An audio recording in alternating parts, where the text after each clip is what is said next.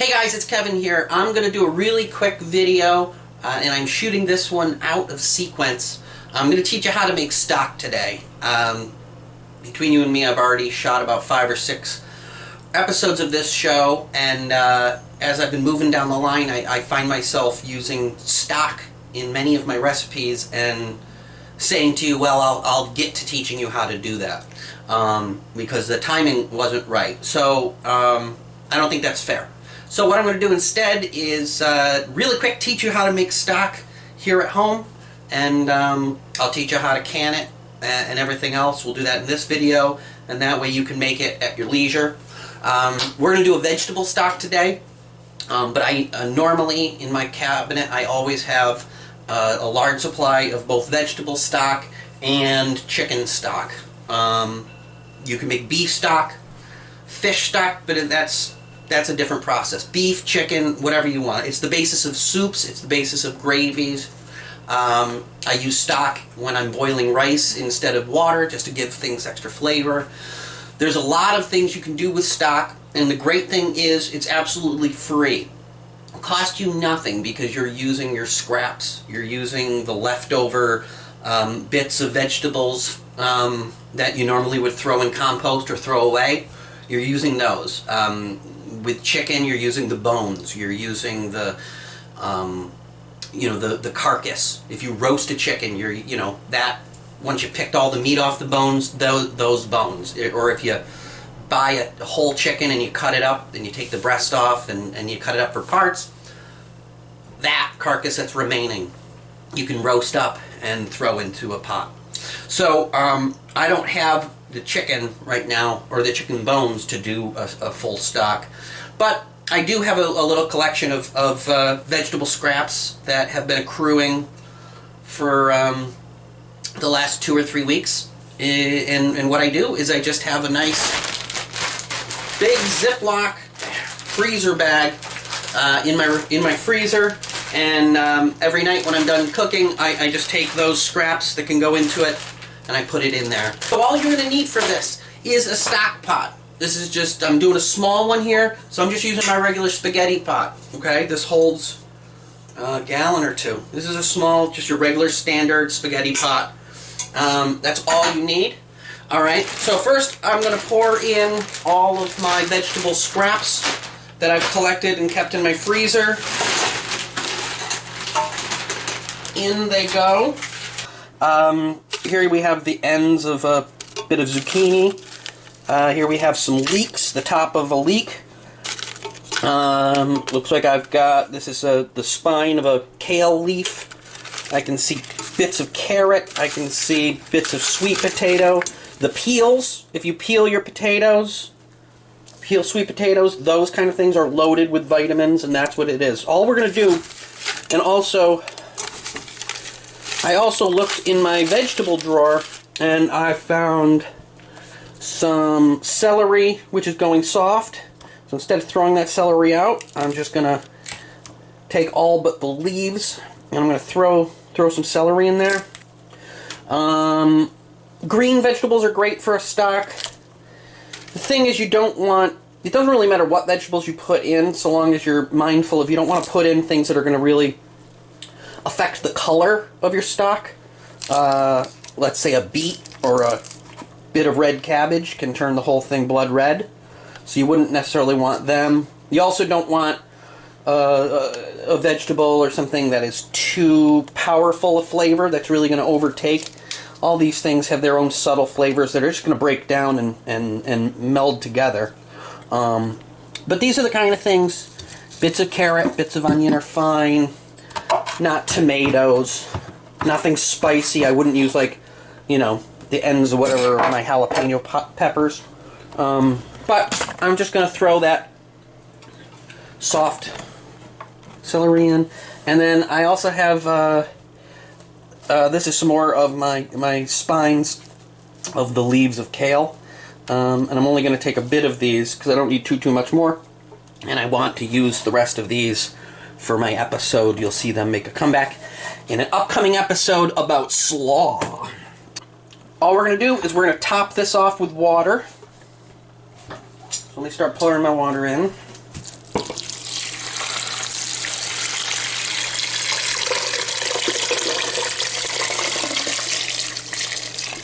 be hot water because we're just going to get this to a boil.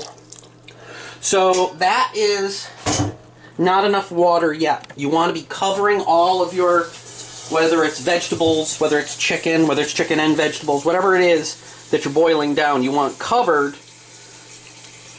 and then some.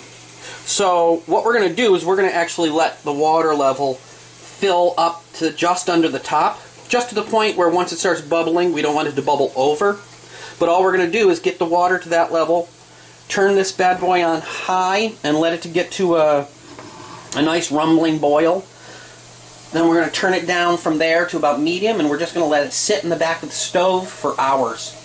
At least an hour or two. The longer you let it sit, the more all those vegetables are going to break down, and also the more water is going to evaporate off, therefore concentrating the flavors. And that's the whole trick to stock.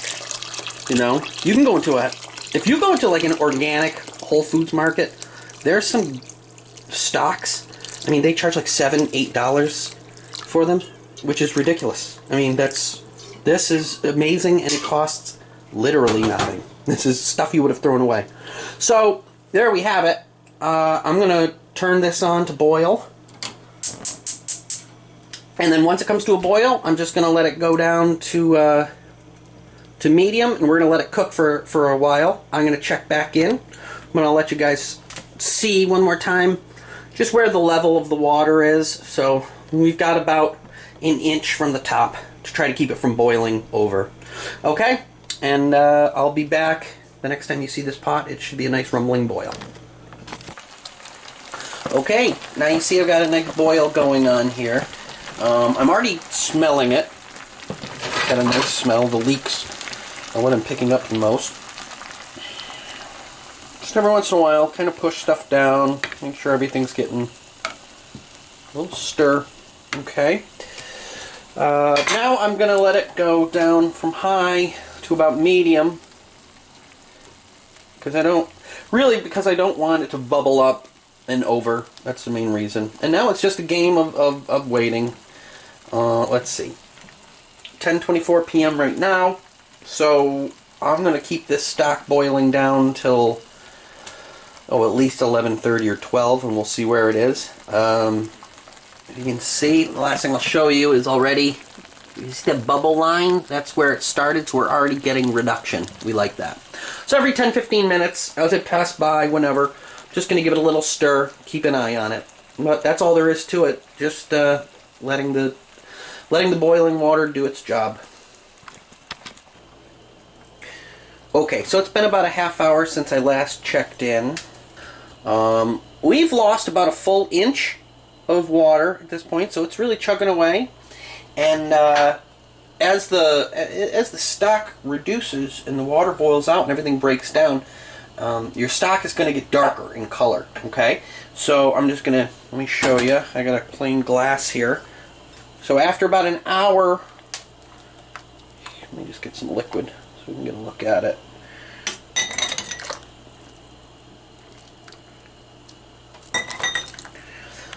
Okay, so you see it's darker. It just looks like dirty water. Of course, it went in as clear water, and now it's getting darker. But it's nowhere near where I want it. And just to give you an idea, here's a batch, the last batch of stock that I made.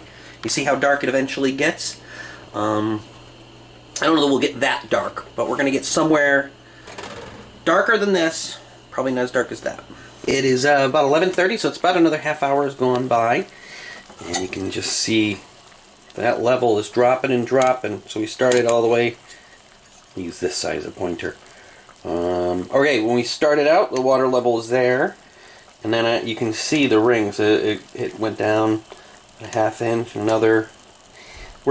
We've lost about 1.5 inches, maybe 2 inches of liquid at this point.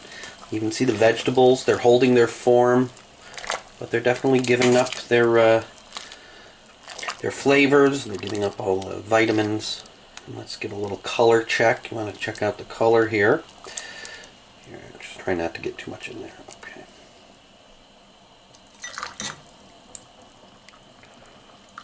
Okay. So we see it looks, I think it looks a little darker. It's not nearly as close to the old veggie stock. Alright, we're back. So it's about 12:15. When did I start this? About 10:26, I think. So we're coming up on 2 hours. Just under 2 hours. You can see there's significant amounts of liquid has drained off. See if I can show you how much depth is left. Let's see. If you can see how much depth is left here, I'll just put this in. You can see how. So, okay. And let's just take a look at the color. Oh yeah, you can see it is definitely darker. It's definitely gotten a bit darker. Again, it's still nowhere near the other one, but this is good enough, and especially because it's a small batch, there's not a hell of a lot of liquid left. I'm going to turn this off right now. I'm just going to let it sit for about 10 minutes, let it cool down naturally. Okay, so it's time to start to strain my stock. It's been about 10 minutes. It's cooled down a bit. There's still some steam coming off of it.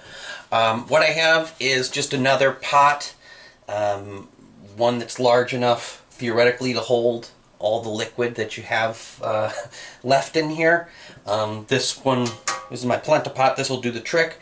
And I have a mesh wire strainer. This is another, I haven't talked about this in a while, but you know, kitchen gadgets and things that are good. I like these wire ones. I get a set of 3 or 4 different sizes from Amazon Basics. It was like $20.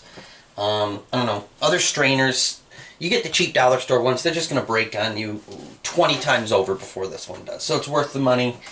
And here we go. I'm going to pour, because there's not a lot of liquid, I'm going to pour straight through. And always pour away from you, right? So it doesn't splash. I'm just going to try to get all the liquid out that I can. So I've gotten about 90%, I would say, of the standing liquid out. I've gotten to the point where the liquid line in this pan, as you can see, is starting to get into my strainer. So what I'm left with is a lot of dried off goods, and I'm going to strain them shortly. However, I want to use up some of this first so that I have room for the liquid to drain down. So I'm just going to cut ahead and show you the next step. Your basic steps from here are just going through a series of different sieves, different strainers. This is the point where if I was in a restaurant, I would actually use cheesecloth. I have some stock here ready to go, and I'm just going to pour it into a smaller container, which you'll be able to see in a moment is a measuring cup. And I have a strainer in that measuring cup to help catch anything that might come through. So just pouring hot liquid away from me in the measuring cup. We don't have to go all the way up the cup, doesn't matter. Get some in there.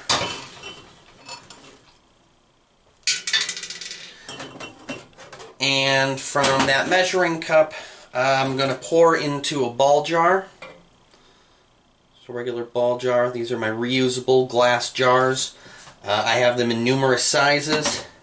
These are a 2 cup, I believe. Yeah, it's like 2 cups. So I'm going to pour my liquid right on into there.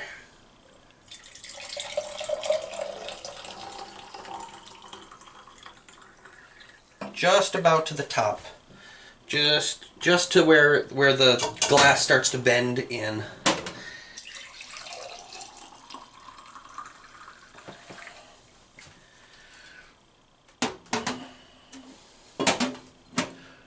Okay. Alright, now I've created room to do some more straining into my polenta pot. So I'm going to put my big strainer back in there. And first, again, I'm just going to try to pour liquid out. Get as much of that liquid just to drain through before the strainer gets filled with vegetables as now it starts. So now the process is simply about getting the vegetables into the strainer and letting gravity do its magic. Just letting it, that liquid that's in there is just gonna drip through. You can give it some presses. You know, give it a squeeze. Try to squeeze out whatever you can. You don't have to overload. You give it a squeeze. And then once this is squeezed through and you've gotten as much liquid as you think you're going to get out of it, you can throw it in the trash. You could throw it out into your compost just like you would have done beforehand. So look at that. I mean, this is the exact same garbage you were just about to throw out, but instead we've saved it for a week in our freezer. Now I'm throwing it away, but I've gotten all the nutrients and flavor out of it and have created myself some nice stock and saved myself the cost of buying stock at the grocery store.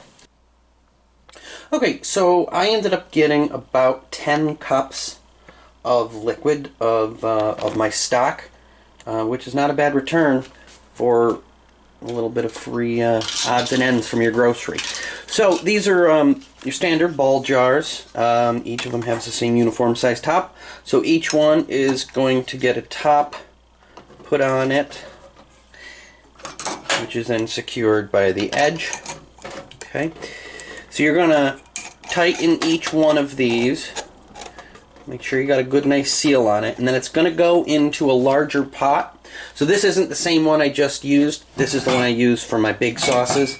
It's important that when you select a pot for canning, it has to be bigger than the jars. And so the only reason I'm trading up from the pot I had been using is I don't think I was going to be able to get all these jars in that one at once. And I didn't want to take the time of having to do 2 shifts. So I'm going to cover these all up, and then they're going to go in this pot. Now, it's important for canning is that you have some sort of a bottom, a false bottom. See, there's the bottom of the pot, and then there's that little lip, that ridge. This fits right into it and sets there, and that's very important because you do not want your jars getting the direct heat, because it'd be just like they're above the flame, basically, and that would break them. And so for the jar's protection, you want to have some space. So they're going to set in there, and then we're going to cover them over with water.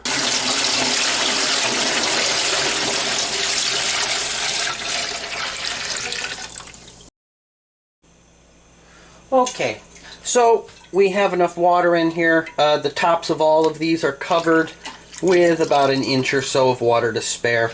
So all there is left to do now is turn the stove on to high. Let it start boiling away. Once you got it boiling, you'll let it boil for about 20 minutes to a half hour, and then we're going to take them out.